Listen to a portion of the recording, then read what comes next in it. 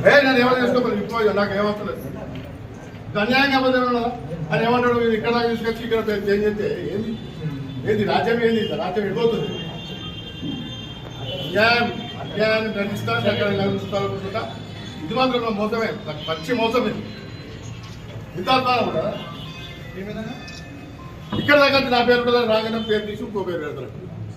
ఇది అధిష్టానం వల్ల లేకపోతే అగట ఇదట ఎవరిస్తాను మోసాన్ని అధిష్టానమా అన్యాయం అన్యాయంగా పదేమంటారా ఇక్కడికి వచ్చి నీదని ఇక్కడ సారీ అంటే ఒక సారితో పోతుంది మొత్తం కులాల పిచ్చి బంద్ చేయాలి మతాల పిచ్చి బంద్ చేయాలి ఇతర కులాలు ఎవరు ఓటు వేద్దా చెప్పండి అదే కడుపు మండి 36 మాట్లాడతా ఏం చెప్తావు కడుపు మండి 36 ఇక్కడికి వచ్చినాక సారీ అంటే ఎవరంటే ఏం కార్యక్రమం అవుతుంది కార్యక్రమం అది అయితే అది బాబుల వాడికి అన్యాయంగా అట్లా మనకి అన్యాయం అన్యాయం నమ్మించి బంధువులు గతంలో సుధా అన్యాయం చేసింది ఇక్కడికి వచ్చినాక లిఫామ్ వచ్చి చేసిండు సారీ ఒక సారీతో అయిపోతుందా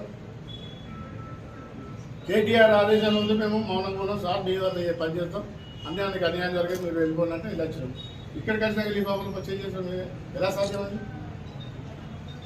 ఇట్లా ఎన్ని రోజులు చేస్తారు ఎంతమంది మళ్ళీ చేస్తారు